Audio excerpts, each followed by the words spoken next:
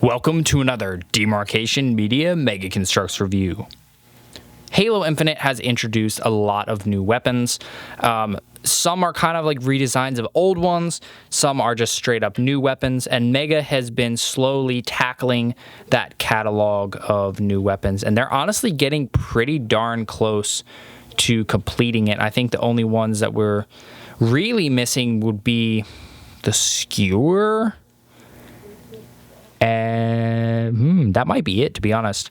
So what we're going to do today, I'm getting a little ahead of myself. What we're going to do today is, assisted by our friend, the Ghost Samurai, we are going to go through and we are going to look at all of the different new weapons that Mega has made and introduced with the Halo Infinite line. I've seen a lot of people being like, Mega's not giving us new weapons, oh, they're going to take forever to give us new weapons, blah, blah, blah. So what I wanted to do is I just want to look at actually how many new weapons we've gotten over the past 2 years. And, well, I guess it's almost 3 years at this point, but I just want to kind of get an overarching view of what Mega is actually giving us, because it's really easy to get used to a new mold quick and kind of ignore it. So, without any further ado, let's jump right in. Starting off with a bit of a double whammy here, we have the Sidekick Pistol. So Mega introduced this like right in the first wave of the Infinite sets. The first one I think came with the Master Chief versus the Brute Chieftain. But the original one, which is this little guy right here, I mean, it's just a really generic looking pistol. It looks like a COD pistol. It's not, nothing about it says Halo, and also it just looks a little gawky and awkward. It's a little too tall and skinny. It's not a bad piece. I just think it looks a little bit weird. So luckily, they introduced the newer one in the past year, and it looks so nice. That actually looks like something from Halo to me. And basically, it's just this, but with the underslung little light or whatever that is. So really cool to get that. Really nice that Mega actually updated the piece. I was not hopeful to get an updated version, but they did, and the updated version looks fantastic. So between the two of these, this is technically 2 new molds, one of which we probably will never see again. Next up, we have the Bulldog Shotgun. This one was introduced in the first wave of Halo Infinite as well. The Halo Heroes Series 12 Mark 7 came with one. The Skiff Mark 7 came with one. And we've gotten countless variations of this weapon since. This one's just the plain black version. There is a rail on the top. You might even be able to use this bottom part as a rail, but maybe not. I don't really know what the point of the rail is, but you can add like scopes, even though it's a shotgun, and other stuff. The barrel fits a muzzle flare, which is great, and also a bayonet, one of the energy bayonets, if you choose to put that on there. I have seen people pointing out it's a little odd, the fact that this handle is in the reloading position. However, I think Mega did that purely because if it was out here at the end, it would be a little bit awkward to pose the Mega figures holding it in action. So I'm fine with the way that they did this. And if you really don't like it, you could just cut it and move it forward and glue it again. But I think it looks pretty cool. We have plenty of printed variations of this gun, and while it does look way different than the original Halo shotgun, I do think that it looks sufficiently Halo-esque, and it's a really nice piece. Another weapon that we got pretty early on was the Mangler. This one also came in Halo Heroes Series 12 on the Gungnir. This one in particular came with a different set. I don't remember which. It has come in multiple sets now in variations of gray. We got in a couple versions with printed blades. The drum actually can spin. This one's actually fairly tight for once, but I have some where the drum rattles around, and supposedly you can just take the drum all the way out. Mega's instructions say that you can. Not sure why you would want to do that exactly, but you can, I guess. It's a pretty nice piece. You also have a bit of a rail on top, although I don't know that it would hold things as well, because I don't think that's specifically meant to be a rail. But you can put a muzzle flare on the end of that, which is fantastic. It's always great when the guns are compatible with muzzle flares, and it's just a pretty nice looking weapon. And in-game, it's also a pretty nice weapon, so pretty solid. An old classic got a remake for Halo Infinite, and for some reason my camera doesn't want to focus on it. Come on now. The AR, the tried and true AR, got a remake It's kind of the Reach version. Again, in-game, it looks very much like the Reach version. But Mega's Reach AR is huge and chunky and kind of not great because it's hard to pose with. This is much different and looks way better. It has a removable ammo counter, which is one of the most annoying pieces on the face of the planet, not only because Mega packaged it in like a 1,000,000 mile thick of plastic in each box, but also because you slip that off. I mean, look at this. Look how small that is, and it looks kind of derpy on with the AR without it, but you can put bigger scopes on there if you want to. I prefer to just leave that on. The barrel is able to take a muzzle flare, which is great, and it just looks nice. We've got multiple printed versions. It's just good. I really like it. I think it's far superior to the other old Reach version. So if you don't already have some of these, I don't know how the heck you would not have any of these, but highly recommend you pick some up. It's just a great weapon to have a ton of on hand. Whenever a figure needs a weapon, just give them one of these ARs and you'll be good to go. The shock rifle. Really fun weapon to use in Halo Infinite. Actually, it looks like this one's maybe bent downward a little bit. I don't know. But yeah, really fun weapon to use in Halo Infinite.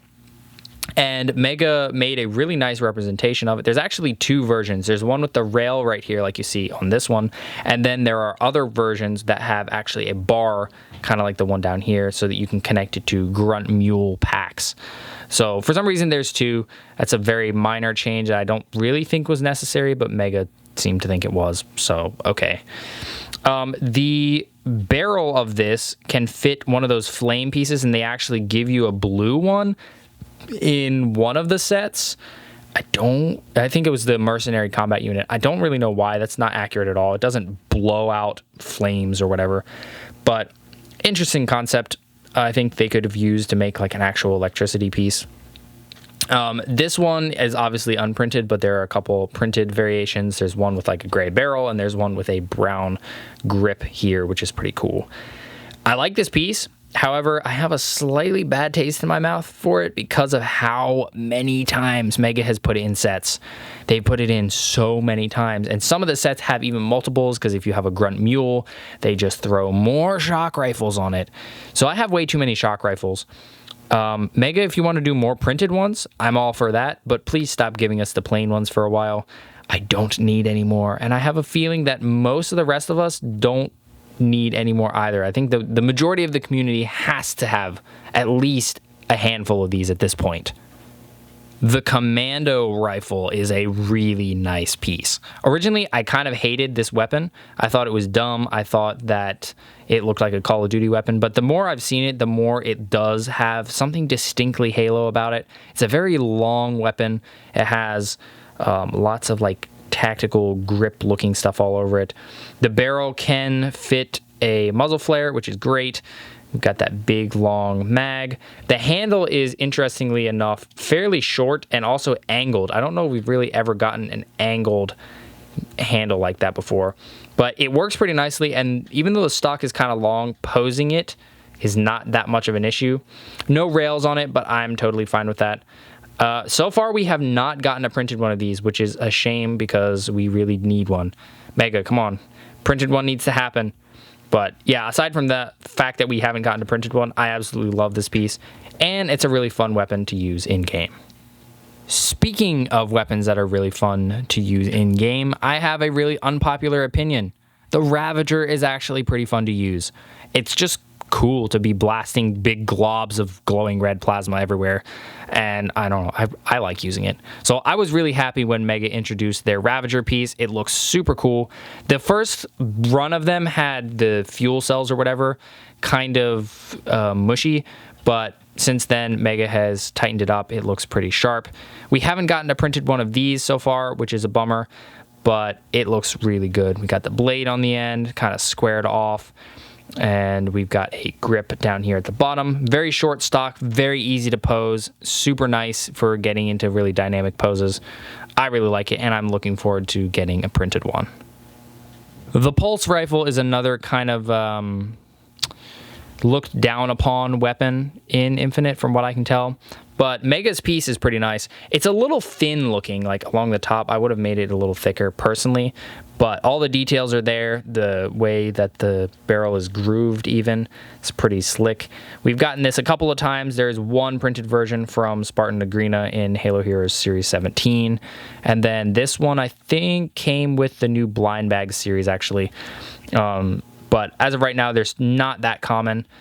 They're a pretty nice piece, though, and it's nice to get some new, like, Covenant weapons, new Elite weapons, I guess is a better term, because we've gotten Brute weapons, but getting some new Elite weapons is nice. We are nearing the end of the list now, and one of the most recent additions is the Scrap Cannon. Not really sure how the Scrap Cannon made it in before the Skewer, but hey, they did make this, and it's pretty nice. I'm not sold on the configuration of the handles. Mega just hasn't quite nailed how to do two-handed weapons. Even like George's chain gun is a little bit difficult to pose him nicely with it. But this is a really nice piece. It's, they decided to make it in two parts. You can take the center section out, oddly enough, but I guess that's just how they needed to make it to get all the detail. And there is a like a hole down at the bottom, so you can put it on a stand if you want to, which is great. Unfortunately, you would need the handles if you wanted them to actually operate it properly, and Mega has not been giving us those very often. This has come in a handful of places: the Mongoose Outriders, the new blind bags, and also Ignovis from Halo Heroes Series 17. He has a printed one, actually. The blades up here on the front are printed kind of a steel blue-gray, but it's very low contrast and very hard to tell. But yeah, pretty cool.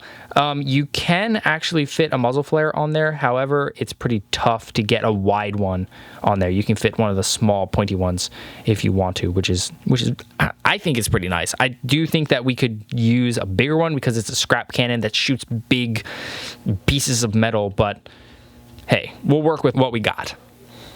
So this last one almost didn't get put on the list. It's not technically a new weapon. However, I believe this is a new color for the sword, the energy sword, the Elite Bloodblade Red. This comes only with Giga, and that's in the Banished Phantom.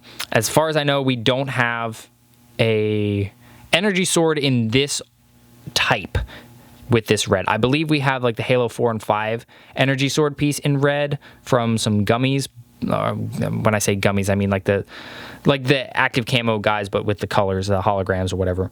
But as far as I know, this is unique and exclusive and only comes in the Banished Phantom. So I thought it was worth pointing out, especially since the Elite Bloodblade plays kind of a big part in, like, especially multiplayer, because it's so different. It just straight up disintegrates your opponents. So I figured it was worth putting in. Well, there you have it. That is all of the new weapons that the Halo Infinite line has introduced from the game. Now, I believe there was a variant of the plasma carbine released with the Gungoose Gambit set. Now, I did not count that one because it was not specifically a Halo Infinite weapon, so we're leaving that one out. But for the most part, these are all of the new weapons that we've gotten over the past 2.5 to 3 years. And I'd say that's a pretty nice spread. I mean, we're getting close, like I said, to completing the Infinite Weapon sandbox. Really, all we need is the multiplayer Mayhem to release, and we get the Cinder Shot and Heat Wave, and then we just need the Skewer, I believe, and then I think that's it. Let me know if I'm missing something, but I think that would be it. I think the weapon sandbox would be complete. And let me know if I missed one here. I'm pretty sure that I got all of the new weapons, but if I missed something, if I missed a weapon, let me know down in the comments. Let me know which one I missed. And also let me know which one of these new molds is your favorite. Personally, I've got to say it's either the Ravager, the new Sidekick, or the Commando. That's a tie between those three. My least favorite is probably the Scrap Cannon, not because it's bad, it's just I find it hard to pose the figures with, so that's why I put it on the bottom. But which one is your favorite, or which ones are your favorites, and which one do you like the least? Let me know down in the comments below. Thanks so much for watching. If you enjoyed this video, please leave a like and consider subscribing, and I'll see you next time.